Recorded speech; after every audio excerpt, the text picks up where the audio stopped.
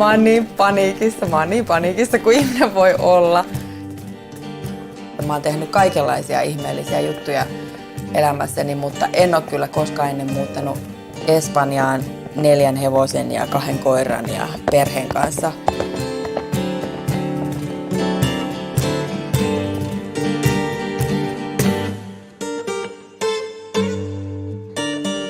Mietin tosi paljon, että miten niin kuin paperin ohutta tämä elämä sitten kuitenkin on.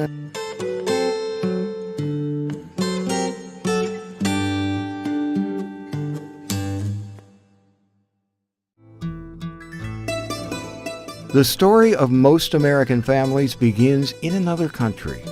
A lot of the people in the villages couldn't read or write, so how did they pass down their stories? Through song and dance. Both my parents were Greek. They would have parties and they would be dancing and I would sit in the corner watching them as a little kid. Many of us managed to live happily ever after without ever knowing our own backstories. Not so for a group of Greek American kids. They started a Greek folk dance festival.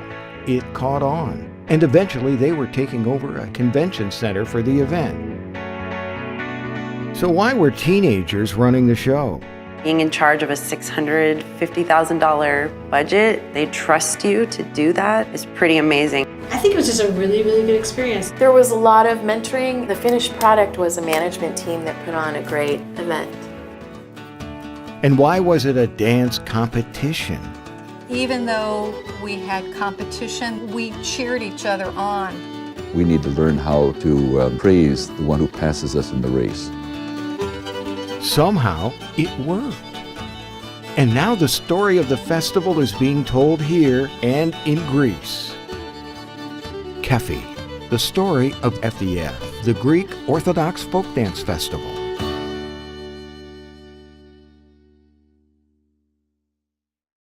Тихо і притихо ти землям ходяше. Bože, zgrešismo, zalutasmo, postradasmo. Želesmo slobodu, postadosmo robovi. Tražili smo visine, survani bismo na dno. Oči naše iskaše svetlost, obavi nas tama. Ima smo silu veliku, darove mnoge, umove britke, prelepa lica, glasove zvonke, kose negovane duge.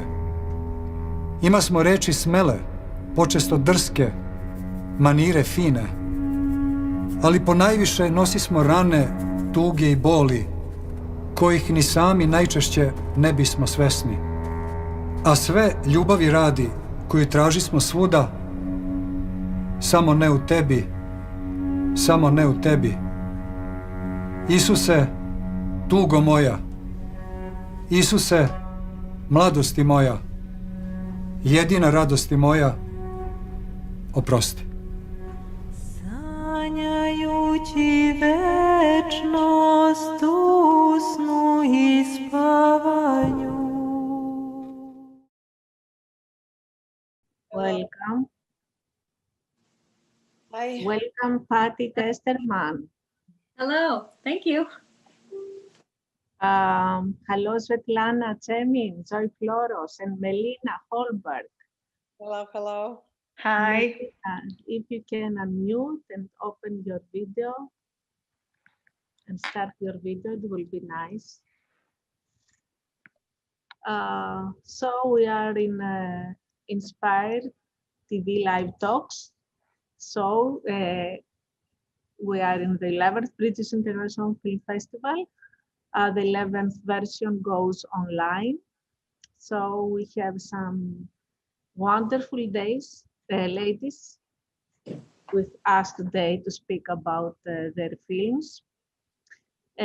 Patti, I thought in the beginning, before I talk about that you have, all of you have something in common about Greece, apart from the participation in the Greek International Film Festival.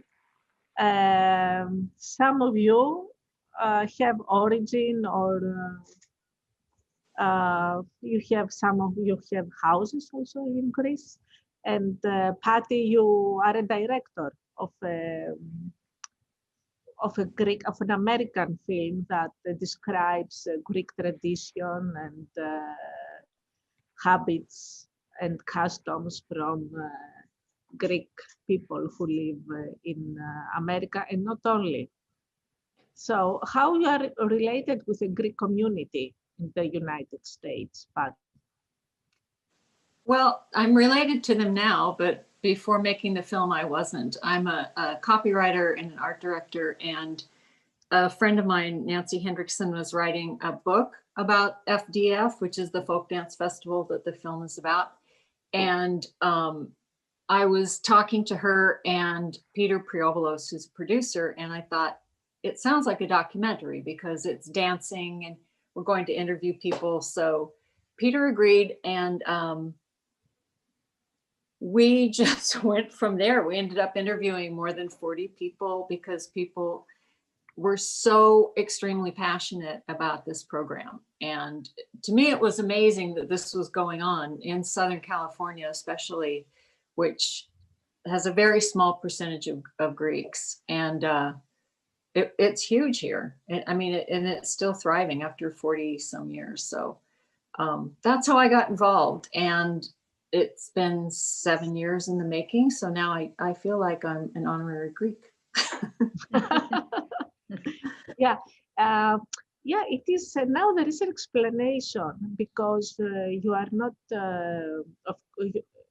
related to Greek. I mean, of origin or something like that, and you have a different point of view. So you documented all this community and their festivities with an eye, as a person that is neutral. So we liked this very much. We like how you present the story and in the film. And also it is very interesting that I don't know if it is your idea or the Greek Festival's idea, that they invite also other cultures, other dance groups from other nations and participate, and they mingle together. Yes, that was actually, I think, Peter, who he's a producer, but he also founded FDF back in 1976. And from the very beginning, he hoped that, well, after he got FDF started, he hoped that other cultures would do something similar because these dances and music, they're getting lost around the world. And so he brought a group from Alaska that did their native Alaskan dances. There were groups from Australia, Brazil, and I remember seeing a film from Czechoslovakia where they were doing a type of Greek dance, but of course it was their own culture. So that's always been one of his goals, was to, and he hopes that the documentary actually inspires other groups to do something similar where they, talk about their culture, and actually he hopes that they try to preserve it in the way that FDF and the Greek Orthodox Church are doing. Yeah. What is your background as a filmmaker? What other film works have you done? I've actually, my background is actually in commercial videography. I've written 3 screenplays. I'm currently working on a 4th, which is a musical. And I've done videos, lots of major, days-long photo shoots for companies like Jacuzzi and Avenir Pharmaceuticals in their clean rooms. So very much a commercial filmmaker. This was my very first foray into doing anything like a documentary. The films that I've written as a screenwriter have been feature films, so that's what I'm doing again. But this is my whole bio right here, Kefi. So it is amazing. You have been working for 7 years for this film, recording all the activities. How many hours do you have of shooting material? Oh, I couldn't. It's Well, the interviewing was actually the easy part. I mean, it was fun. It was I learned so much, but and none of it was difficult. But what was most time consuming was going through years and years of video of the dances. And I mean, we have videos from the 80s and 70s. So, and I didn't know the dances and the music, so I actually had to study those, and I ordered books and I read about Greek dance and the people who were instrumental in FDF in the beginning. 𝘂𝗽𝗱𝗁𝗁 comes to mind. Oh God, I'm forgetting. There were so many other people, but that was the most time consuming. Was just, I ordered off the internet the different projectors so I could watch the old mini tapes and VHS and all that. So that it was actually quite entertaining to watch. And I learned a lot. The first time I went to FDF, I had no idea really what was going on. And by the last time I went to FDF, I was actually like, oh, they're good dancers and they're not so much. So I knew the dances, but it was really an education. And, you know, I wish Peter would like to write a book about FDF. So hopefully we'll get that going. And I know Christos Papakostas, who's an academic in Athens, is working on a book about FDF, and we'd like to help him too. So we certainly have a lot of, between all the people that have been involved in FDF, the Greeks, especially the directors, instructors, have such a wealth of information that it would just be wonderful if we could also compile that in a book. Yes, thank you. Zoi, I come Yes. Yeah, you participate the last years in our festivals with your films, either as a producer, director, or an actress. We have two films of yours in the festival, one that you directed and one that you are acting. Yes. Yeah, but I would like to talk about your film, Roots. Yes. Well, you know, basically I was in New York City working on my first feature film since last September. And we were, you know, in a particular stage of the film. And that's when the pandemic broke out, so-called broke out. And everything got pretty much paralyzed. And I found myself in an apartment in New York City all alone, you know, for months and months. And I was trying to figure out what is the message in this for me, you know, because I was not able to continue what I was working on previously. And I really wanted to express myself somehow creatively. I felt like otherwise I'm gonna be suffocated if I have no way of, putting my thoughts into some kind of form. I don't know, I'm gonna blow up, or I'm gonna, it was just very difficult to bear, you know, and I felt I have to do something. So I was thinking, what can I do in an apartment? It was complete shut down. I had a camera, but, you know, I was all alone. So I decided that I'm going to portray my situation being in the apartment all alone. And I'm just going to use a phone, which is much easier to operate all by myself. You know, I could just put it on a tripod. I could, you know, it's much easier. So that's what I did. And I wanted to express what's going through, you know, those hours and days and what is the process, what's happening when someone is completely put under different circumstances, and the regular things are taken away. And I found that I was kind of, I guess it's normal, turn in perspective, introspective into myself. I was thinking a lot about my life. And basically I found that I was a lot with my phone, because my only connection to the world was my phone. So since I was dealing so much with my phone, I found a bunch of old family photos in my in my documents, and that somehow brought particular feelings out. Like just I went back to the past and relived a lot of experiences that I didn't kind of touch for a long time. And under these circumstances, being all alone, that had a very different meaning. And so I actually shot a lot. I figured out, I experimented, where should I put the camera, the phone, how should I compose in that small apartment to make it interesting, make it varied. And so it's a lot of footage. I cut it all together, and I picked a song. I love music, Petra, you know that. Patti and Svetlana may not. I do love music, and I picked a song for the film because I thought that's almost like a poem. The music could be a nice narrative. So I picked 𝘂𝗽𝗱𝗁𝗀𝗃, "Dance Me to the End of Love."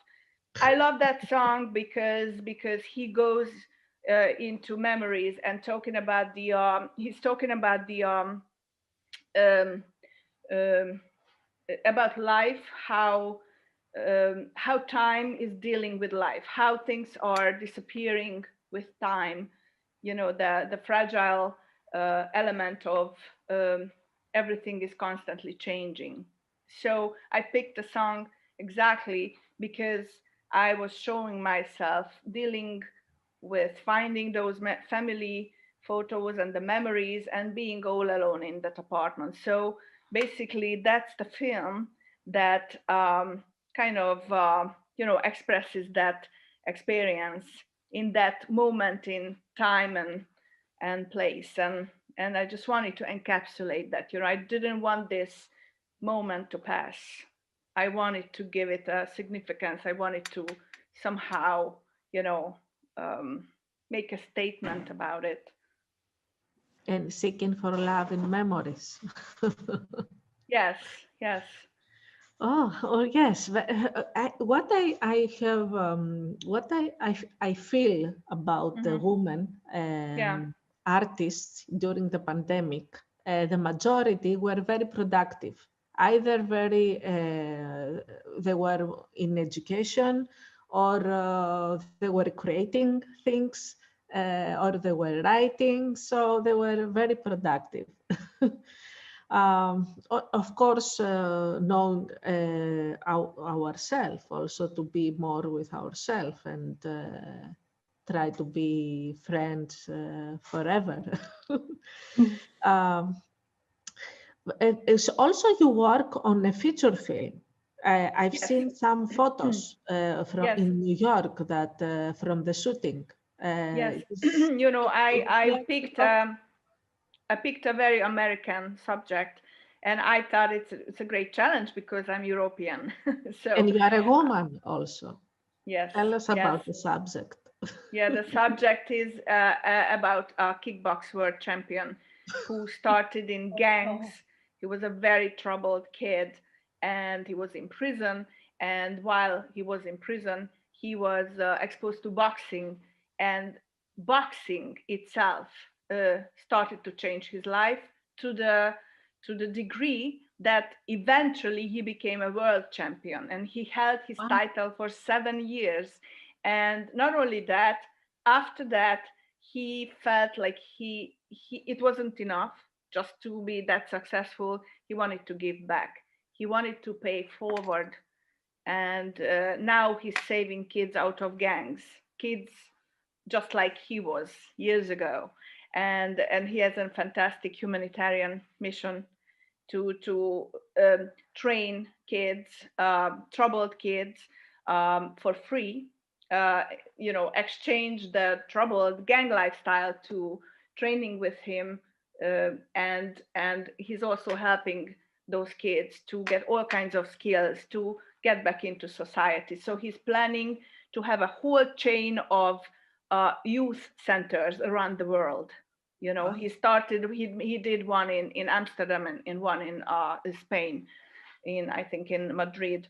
And so basically I chose him, and I think is a very inspiring journey, a very inspiring character. It shows that doesn't matter how bad is your situation, one can start from very troubled and confusing background, and that doesn't mean that they have to be, it doesn't mean that it has to be a lost life. It doesn't mean that there is no way out of that. I want to show that example. I know that there are many examples, but he is one. And he was able to rise above his own ego. So it wasn't enough for him just, quote unquote, to become successful. He wants to help. He's able to care about others. It's another level of, being generous and being overcoming their own obstacles. I think it's another level when someone can actually think outside of themselves, a little bit larger than life. And I wanted to show that example. And it's, of course, it's a great opportunity, to talk about the gang problem in America, the political background, the economy, all kinds of, historical flashback and flash forward, because obviously I would like to kind of suggest solutions, and I would like to inspire with this film, and I envision to have original music. I think it's kind of cool to have for a film to have original music. So I'm imagining a whole soundtrack, like obviously have a title song, the film called Project 𝘂𝗶𝗶𝗶. So that would be a title song, obviously, but there would be other songs that in the film obviously wouldn't be in full, just little pieces, but we could also produce a full soundtrack coming with the film. And who is going to compose the score? Well, I'm still searching for artists. I could go two ways. I'm trying to approach some stars. Still, I'm in the process. I thought you. Why not you? You can compose also. I don't know. I mean, the style is, hip hop, rap. I'm not really well versed in that style, and also Latin, contemporary Latin. Two different kind of styles. I would like, type of Mark Anthony. A Mark Anthony type of musical world and the performer would be ideal. Mark Anthony, Maluma, or really socially committed, enlightened rapper. So either a star. If I cannot get a star, I'm thinking about discovering a brand new talent. Someone who's done a lot of things already but didn't break through yet. So because they could, we could put their face together with the film, so that film could be actually a great venue for them. I have some secret, not so secret plans. And now more people are listening, so maybe you have some offers. Who knows? Yes. So I'm still open about the music. Do you have the casting already? You have the casting? I have a lot of people. I shot with people like Maurice Dubois, the CBS TV host, and Alan Cumming is already. We are in the talks with him. We interviewing some famous people who are connected to Mo. Mo is the boxer, 𝘂𝗶𝗶𝗶. He's training them, or they were somehow part of his life. Carlos Leon, Madonna's ex, and also it's a big dream, but I'm hoping that I kind of believe that it's going to happen. Queen Latifah was also a part of Mo's past because her mother was Mo's elementary school teacher. Okay, so I am in the process of reaching out to Queen Latifah.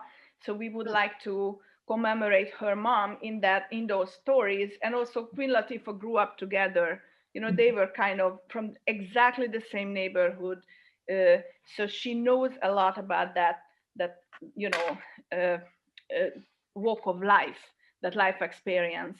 And, Queen Latifah has a full, she's managing artists.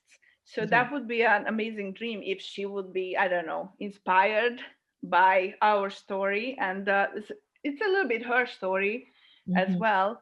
And she could help us. But as I said, I'm still open because I want real talent. I want, I'm not just looking for names or I really want something that I think matches the film, Okay, good luck. Thank you, appreciate We're that. looking Thank forward. Thank you, thank you. Thank you. Svetlana, we had a nice talk also yesterday about your film and this inspiring monk, Serbian monk.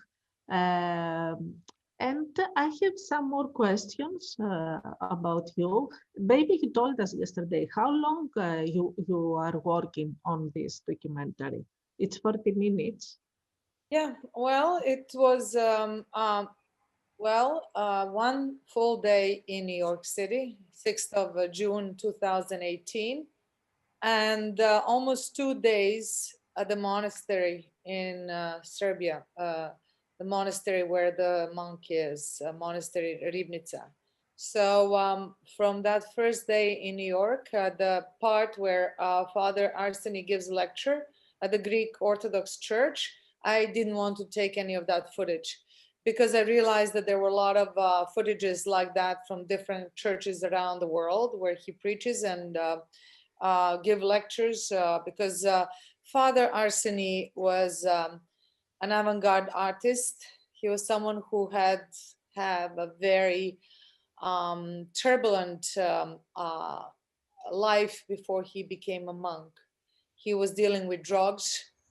He was dealing with many destructive elements in his life. And he's openly talking about that. So he gives an impression of someone who really knows the subject. For the young people, it's very important. So that part I took out because there are so many videos on YouTube where he really just talks about that. I wanted to get close, intimate to his situation right now and have him express his confessions. Yeah, but filming him in New York, narrating about his life, we take a lot of information from him. What is your goal with this film? Basically, he was an artist, right? And for me, I really focused on 7 stories about artists. I needed to have 7. That's a very magical number for me.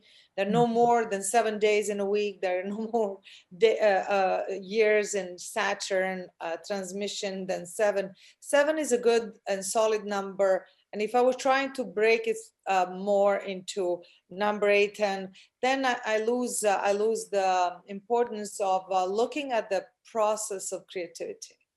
And he was just, I started with the LGBT team in Berlin, where I started my opus of 7 stories. I have all sorts of people that I work with. I had all sorts of artists that I focused on their process of creativity. But I didn't have a monk, and I didn't have why I say monk, I didn't look for it, but he was an artist who is still an artist and a monk. And so yeah, I have a perfect combination of someone who deals with spirituality in a deep, profound level. And I look from it from a very large distance. I had to, because I know the guy, I know him from the past. I haven't seen him in 28 years, but it's still the same person. Yet his aura, his way of being is totally transformed. And I was influenced by him. Yeah. I was very much influenced by him. I started to read a lot of things that I did not know before, and tried to figure out the lives of the saints and the people. I got very intrigued. I mean, I always liked spirituality, and I always practiced different type of spirituality, from Buddhism, Zen, all sorts of things. Yeah. We feel that we want to learn more about him. and the editing is very sharp. For instance, you have a very nice scenes with a chorus, and it's so little. We would like to to have more. I don't know. I have the feeling that would like to develop more this story. It's I very do interesting. too. You know, I was a little bit limited in. I will never do co-production ever again, because when I work in co-production situation, which this happened, then you have a limited amount of time that you can use in the in an editing room. Everything was very, very different than the style that I have. I'm very free with my projects, and here I have had a little bit of nervous situation with the people that I work with, although they are sweet, but there are limitations. And I understand, and I wish, I mean, he wrote a book, and I'm reading this book, the second, third book, I don't know, about his life in New York. And I called him up the other day and I said, I would really like to make a film about this. Before all these steps that were happening to Yes. Yeah. amazing. I mean, Yeah. this is just truly one wonderful feature film. And he said, maybe, why not? He's so open. He would, but Yeah. it's a big project. It's Yeah. beautiful. We have this feeling. It's not only me. I heard also from other people that they would like to have more Father Arsenie. I'll try. Even this was very difficult. You see, there are very strong rules, for example, for him. Under the Orthodox, you know, guidance, he couldn't come. I mean, you know, I won't go into details of that sort. Yeah. I wish it was longer, and it might happen, you know. But I would really rather focus on a feature film with him, because what he went through. Yeah, and Completely. also maybe you can analyze with him some philosophical issues. Who knows? And to spread it, to open it up through him. In any case, Patti, you have already 2 screenplays ready for filming. They are fiction films. What the stories about of your screenplays? Well, the first one was actually optioned. I'm so proud of that years ago. But it's a mystery about a Navy pilot who is lost at sea on his plane. They go overboard, and he's also a spy. So it's about his wife and their relationship, and then there's a mystery, of course. And the second one that I wrote is a comedy, and I really love writing comedy. So those 2 are finished. The second one, not as fully realized as the first. I don't think I really committed to the beginning, middle, and end of it, if you know it, like the plot's weak, basically.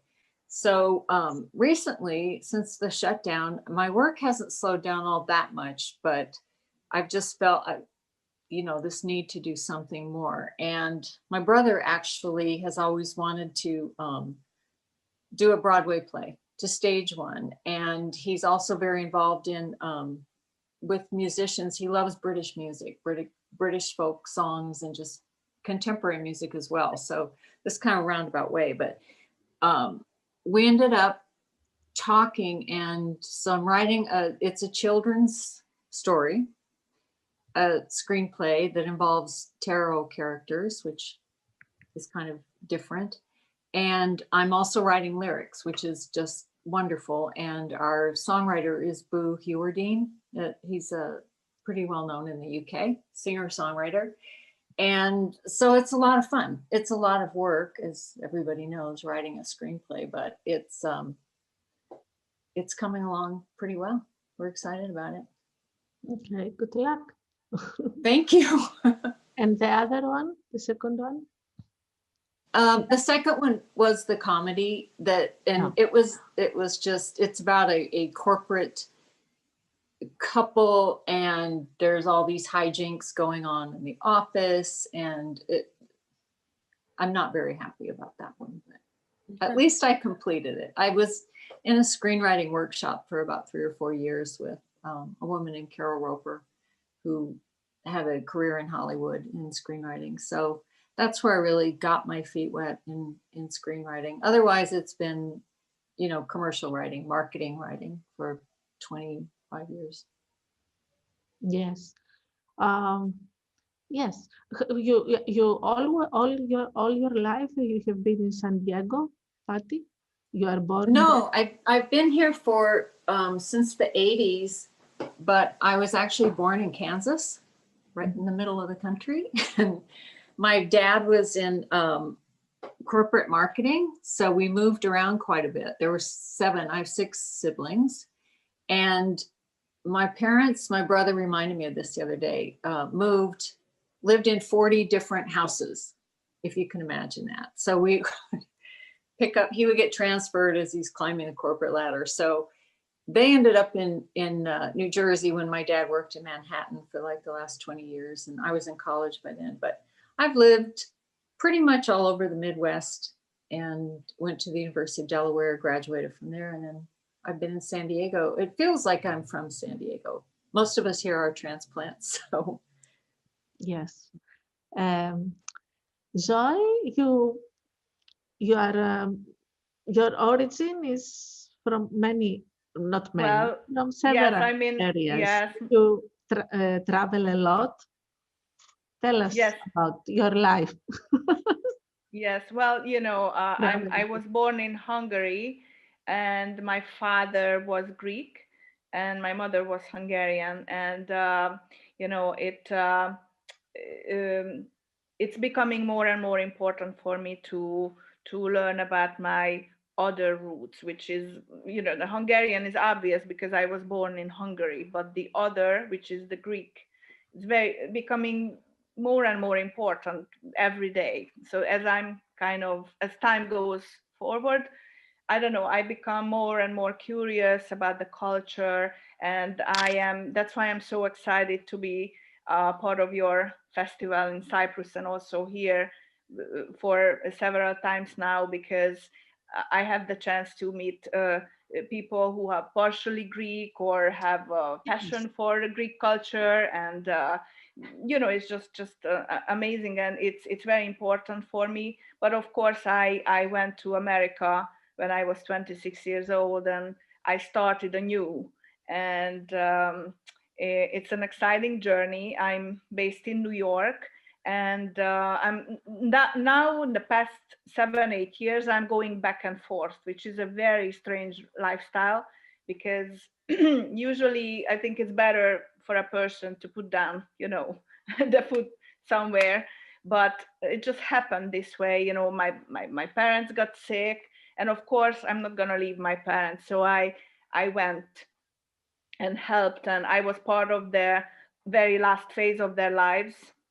Thankfully, I had the chance, but I always had to go back to America and New York to keep some projects going. Yes. And I didn't want all that, you know, achieved contacts and the good relationships disappear. You know, it's very easy to, you know, everyone is replaceable, especially in New York, such a high fever town. And your father was an artist too. Yes, my father was a ceramic artist and a graphic artist, and my mother was a painter. So since they passed away, I'm overseeing their artworks and the whole legacy. You know, I'm doing a lot for their art to be seen more and more places and recognized, and it's a lot of work, but it's very beautiful. And I think eventually I might do something, and I just want to have the right angle to do something about their art and about their life. I think you should. Yesterday we had My Wild Heart with 𝘂𝗶𝗶𝗶. I don't know if you watched. I did not see that one. I was working yesterday, unfortunately. She made a documentary about her father. He was an artist. Really? Yes. And I would like also to mention that through Greeks, also in Australia, you are connected in Australia with them, and you were absolutely the producer. You know, New York for your film.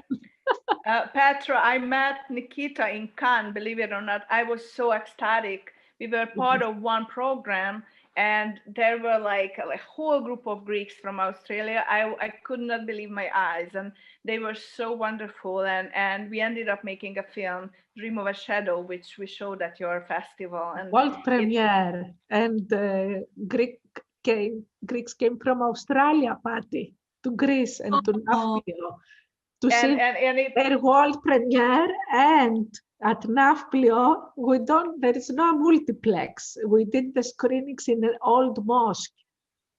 So it was something, it was a story. So beautiful. It was a monument. But the producer thought that it will go to a big screen. So what is this here?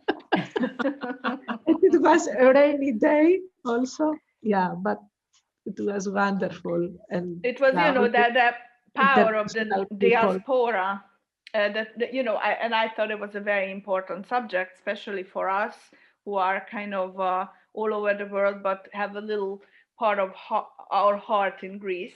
The function and the possibilities of the diaspora, the Greek diaspora. How can they connect and somehow elevate and help the homeland, so-called, Greece. Yeah. So this was about for the Greek diaspora. Australians. Yeah, Greek diaspora in Australia. Mm-hmm. Yes. Svetlana, I'm what very would you like to share with us about Serbian diaspora and the connection with Greece? My auntie, I have an auntie in Houston. She lives in Houston, Texas. She's the sister of my mother. And she says about the Serbians, we are brothers. And sisters. Yes, yes, we are brothers. We talk, we have the same religion, we think the same. And she's very conservative. She's from Kalamata, And I remember I had the Serbian friends, and I say, "Oh, Petra, Serbian people are brothers, are family to us." Yeah. So what is your feeling? My husband is an artist, and he's a Brazilian sculptor, very well known around the world. And he had an invitation to come to Greece, to 𝘃𝗄𝗄, because one of his monumental pieces was shown at the private collection, the gallery of 𝘃𝗶𝗍𝗄. And she was one of his, and still is one of the most important collectors around the world. And so our child was 4.5 years old. We stepped our foot in 𝘃𝗄𝗄, and I said, "I feel home." And he said, "What are you talking about?" I said, "I just feel at home." And very soon, we were supposed to stay just a week. That's what our arrangement was with the collector. But we ended up staying 1.5 months. And the next summer, we were back in the same place. And we bought a small house. It's a fisherman's house. But we managed to, renovate the house. It's close to the Leonard Cohen's house. And so we bought, after 12 years of waiting, also another property that we need to renovate.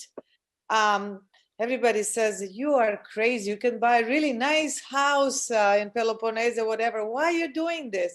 Why? Because exactly, we had found our family in Greece.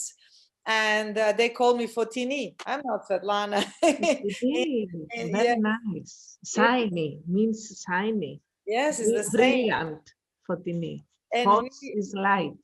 Yeah. Yes, and we go to Greece to to start breathing again. Whenever we are tired, in the middle of the winter, we went there almost last year, and it was a lockdown, and I couldn't be happier, because when I'm there, there are so many things. Everything inspires us. St. Clair is a sculptor. So he has a studio also outside of Athens in Chalkida, where he makes bronze pieces for his shows around the world. And he had a show, a studio in China for many years. But when he discovered that he could work in Greece, He just, yeah, because he also speaks Greek now very well, my husband. He speaks several languages. He studies Greek. He's completely devoted because Greek mythology does speak to him as a sculptor and to me as a writer and for the theater, because I come from the theater world. All the Greek dramas that we can see in 𝘂𝗶𝗹 during the summer, I must go. So we have organized transport from Hydra. It's a phenomenal adventure because it lasts almost 7 hours to get to come back, because we are on the island and we have to take a boat and we have to take a bus, but it's wonderful because I live on that.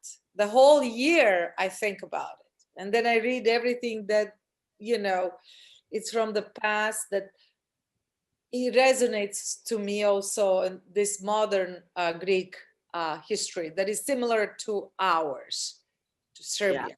Yeah. Patti, have you ever visited Greece? I have not, and that's just a dream for me. When this Bridges is our first film festival in Greece, and it's just so unfortunate that it's at this time, because we would definitely be there. I would be there.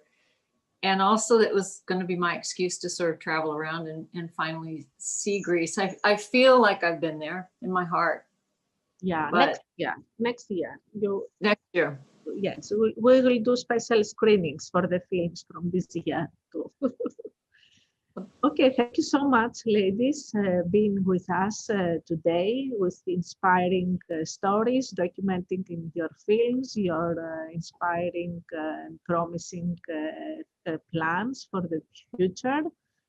And I'm looking forward to meet you again. So stay safe, healthy, and be inspired. Petra, just one question. Can I get in touch with Chris about the issue? Because yes, right now, after we finish. Yes, because he needs to, yes, nice to meet you all and good luck. Pleasure meeting you all, and I hope to stay in touch. Thank you. Oh, absolutely. Thank you. Bye-bye. Thank you, Petra. Thank you, Patti. Thank you, Zoi. And Zoi means life. Yes, I'm so proud of it.